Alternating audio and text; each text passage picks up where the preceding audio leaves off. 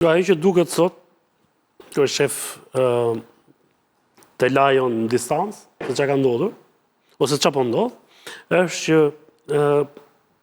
tashmë është e qartë... Ka ndryshuar Shqipëri pa Monikën dhe pa Ilirën. Jo, po them, Ylli, po them, tashmë është e qartë që çifti më i gjatë në politikë, që kemi patur ne mbas viteve 90, Ilir Meta, Monika Kuremavi, është nxirr jashtë loje. Sot bën mirë ata deputetët që më në fund të shfaqen atje, sepse një gjë... Kur s'kanë qenë bashkë. Bashkë serioz, në mujna me thonë që kanë qenë bashkë. Kur s'kanë qenë bashkë të dy. Kur, hiç, kur. Luft. Se cili përbënte gjysmën e vet, po bashkë bën qëtërë. Është vërtet? Kanë qenë kur bashkë. Po se cili... Gjithmonë vendimet e Ilir Metës kanë qenë kundër, po themi, mendimeve të mia apo dëshirave të mia politike. Është politike dhe edhe partijake, edhe institucionale. Jo, më falë që vishë ta thash, se i the bashkë, po kur s'kanë qenë bashkë. Se unë arritni këtë përfëndë, unë jam dhe nga skrapari, po s'kam qenë asë jemi Ilir Metën. Po ka gjithë për shefin me përqenë. Po. Atërë. Dhe, këta kanë qenë vërtet dy gjysma, po të dy bashkë për bënin tërë. Dhe duke këthyrë ka që të rëndësishëm, ta bën kokçarje për gjithë tjerë. Dhe stigmatizimi ishte, kur ishim e PD-n, kur thosh aty të PD se janë ata të lësicë. Kjo është vërtet. I bëjnë ata gjëra dhe i bëjnë ata. Kur kalojë te PS-ja janë ata të lësicë. Po.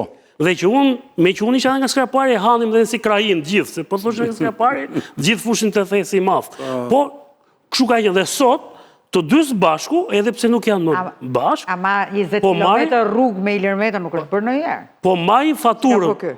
Tani, kush? 20 milion euro kilometri rrugës. Nuk është bërë ndonjëherë me këta të LSI-s. Mos krija percepcion se ç'është shkriu për ty. Po leta tani. Monika, jemi në këtë pjesë. Pra sot jemi në këtë moment. Po. Gjithë ai narracion, gjithë ajo propagandë që bë, gjithë ajo luftë që bë, të çuan si çiftin më të korruptuar në Shqipëri. Ky ishte narrativa dhe ky ishte perceptimi publik. I konsoliduar. Korrupsioni do i faturë. Tani, sot e bukur është që Ilir Meta ka mburë që nga 24 tetori, mos gaboj, 2024. Pra, sot e kësaj dite, të pak të mbajnë atë 50.000 euro që vën si garanci e avokati. Se nuk i kanë kapur asgjë aty. Pra, si shkapur asgjë. Kapja 50.000 e tini ka kushtu 2.8 milion euro. Dhe base bën ai gabim ai dhe atë 50.000 që kalojnë në arkën e shtetit. Se nuk është kapur. Gjëja që ka më me spakun është kjo. Me qenë se është gjithë kjo narrativ, gjithë kjo perceptim, gjithë kjo betejë që është bërë, o zotri, ka që paftini ju ta kapni? Të paktën, liroj nga burgu, qojnë në mas butë sigurie se s'ka më vlerë, ka ju në gjykim, dhe mbaja të 50.000 euro që ne ati cakrën. Por, e fundit të mbjullë. E fundit të mbjullë. Te kjo histori. Procesi, nuk e thash më kotë Monikës, se Monika tha po punojnë për Strasburgu. Do procedurialet, do t'i bësh t'i procedurialet? Ja, lasë ndëk, thëmë plejsh nga na jo, na rritë për 10 ditë. Strasburgu do të thotë që pëse se je bërë këtë, se ti do shkosh. Por ti politikisht ke dal nga loja, dhe kjo ishte qëllimi, dhe kjo u bë, dhe kjo për që me këta politikanët e rritë, zhjithin halët, që Angela si kalamonë për shpia, që ka një gjithja shtetit. Pastaj, kjo vjen të pyte Ylli, a është bërë Shqipëria me mirë, apo jo? Sa miliard euro këshim ble shqiptarët prona jashtë Shqipërisë? Sa ishte 3 miliard nukët? Kalojmë në një moment... Jo, mos kalo. Shqiptarët, këta fukarejnë, kanë blerë 7 miliard euro prona në Europë. Do jemi pra përsëri... Që kanë dalish.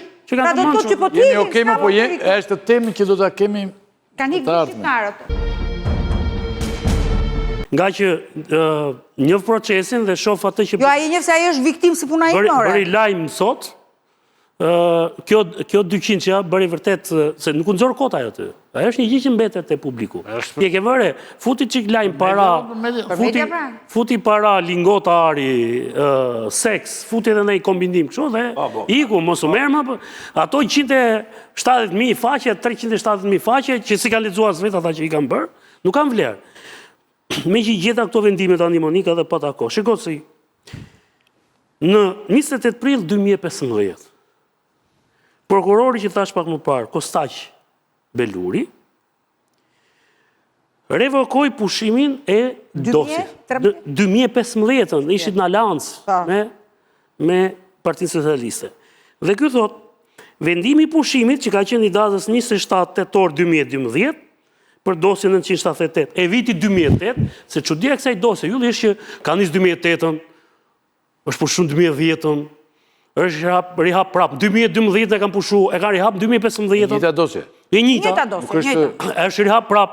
Pastaj, 2016 thash kam dalun, është rihap prap, e kam mbyll prap. Pastaj më kanë thirrë 2019-ën, që kishin kaluar opozit. Monika, se Iliri ishte president, prap Spaku akoma se kishin planat, nëse dinin se kush do bëj kryetari Spakut. Po letra e kemi dorëzuar në material dhe më bën përshtypje që vendimet e prokurorisë, sepse në këtë kohë që unë po flas, ka qenë prokuror Llalla.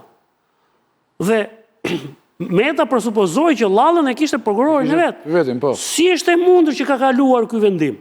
Dhe në këtë vendim, zoti Beluri, mos a lexoj të gjithën se këtu flitet edhe për Rebeka Gaskingein e për shumë persona të tjerë, për minjera në Afrikë, për lëvizje të 8 milion eurove nga Shqipëria për në Zvicër, dhe nga Zvicra që janë brenja 2 minjera në Kongo, mos gaboj, njëra dhe tjetra ishte në Tanzani, dhe në fund thot prokurori, vendosa shfuqizimin e vendimit pushimit, pra atë të vitit 2012, vazhdimin e hetimeve dhe akuza ka qenë vazhdimisht e njëjta. Pra pastrimi produkteve të veprës penale. Pra, gjithmonë ka qenë pastrimi parave, ylli, po pa përcaktuar se që të pastrojnë parat... Duhet vepra penale, kush është vepra? Por e nga kanë arto para? Ku janë përfituar? Që ta dish, a i bëri burg 8 vjetë a i Kasim Ismailaj, është i vetmi shqiptar në këtë republik, që janë blokuar në bank dhe janë konfiskuar diku të $8 milion, asnjë tjetri. Vetëm edhe pension e plakës se blokuar. Po e fiton Strasburg ai? Po ka lek, se ata janë, prandaj tha mburimet që mos pagon të avokatët e Strasburg. Pra janë blokuar në bank, se shqiptarët nuk mbajnë para në bank.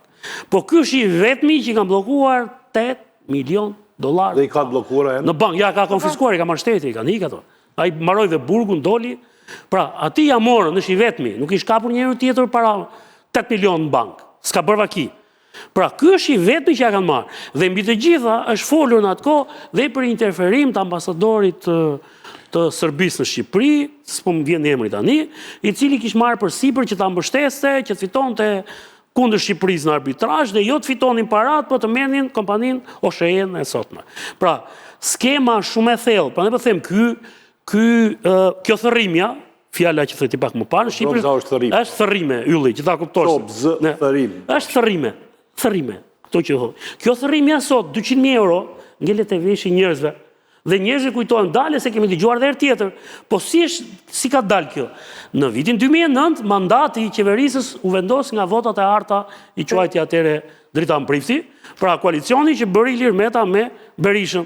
Dhe i dha mundësi Berishës kishte mandatin e dytë.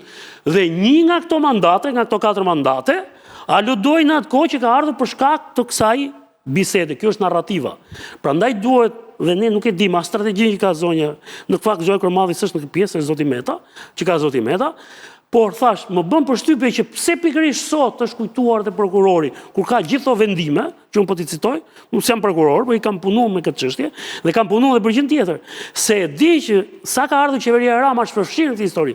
Atë Vismatën, që përmendën Vismatën, e uronte Renea, po e kërcënuan juristët e Ministrisë së Energjetikës, kam nxjerr videot unë atëherë. Dhe pastaj i iku nga Shqipëria u arratis. Ky tjetri ishte në ruajtje nga juristi tjetër, mos gaboj, Roman Kara, ishte në ruajtje nga reparte speciale. Sepse ishte kërcënuar jeta. Dhe në atë kohë, dhe të dy kishin punuar me Kastriotin. Se njerëzit sot nuk e mbajnë. Dy ishin drejtorat e Kastriotit, ë? Po Mata ka qenë, ai në fund ka shku Karaj, por dhe sepse njerëzit sot e kanë harruar narrativën. Në atë kohë pse u bë kaq e madhe, pse u bë kaq zhurmë? Sepse shteti shqiptar po kërkonte të rikthente Çezin. Një kompani që ishte privatizoi shpërndarjen me pakisë energjisë në Shqipëri, bëri atë katraurën që bëri dhe po i rikthei shteti shqiptar. Dhe rikthimi u bë duke paguar një tarifë tjetër. E cila sot e kësaj dite nuk është hetuar. Prandaj gjithë ka një raport kontrolli i shtetit që ka çuar pak. Gjithë kjo thërrime, ylli, e mbyllat fjali e fundit. Komisioni dimor, vërtet beson kjo komisioni dimor? U bë ka xhuar. Po, dhe çka kanë bërë komisionet e kjo thërrimja që është hedhur sot, është thërrimi që nëse mbrojtja e zotit Meta nuk e shikon me detaje, këto janë thërrime që të mbysin, sepse du t'ish i vëmendshëm dhe do merresh me thërrime, do ta sqarosh të thërrimet, pa u marrë me të tërën, sepse në vetvete strategjia e prokurorit nëse kam paron, janë detajet. Dhe ai do mundohet të kapet tek detajet. Prandaj po them, prandaj pyeta edhe sot. Unë kam kuptuar deri tani që nga 28 gushti që ka ardhur dosja në gjykatë. Qoftë gjykata, qoftë prokurori, nuk kanë rëndësi fare se çfarë provash ketin dosje. Rastin e seancës paraprake. Në rastin e seancës paraprake, 90% e dosjes rezulton rreth Adrian Shatkut. Apo jo, si ti mund të fusush në burg në botës, pa dëshminë Adrian Shatkut, kur ti pretendon që Adrian Shatku ka bërë korrupsion dhe ka punu bashkëpunim me Ilir Metën.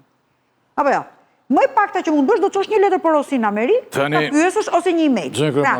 Që të vim këtu ke detajet. Gjukatat tona, qofse keni shpresë që mund bëjnë vendim kryesor, harroje. Ne do ecim proceduralisht, sepse ne në çdo gjë do ta bazosh për në Strasburg. Pra, si mund pretendosh ti që ke gjykati, ku gjykata kushtetuese thotë nuk e kemi pa një Strasburgut duhen 10 vjet, Monika. Po 10 vjet. Çfarë do bësh ti? 10 vjet. Llogarit që 10 vjet mirë. Ore, i ri është Ilir Meta. Po mirë, nuk e di. Ilir Meta vetë 7 vjeçësh.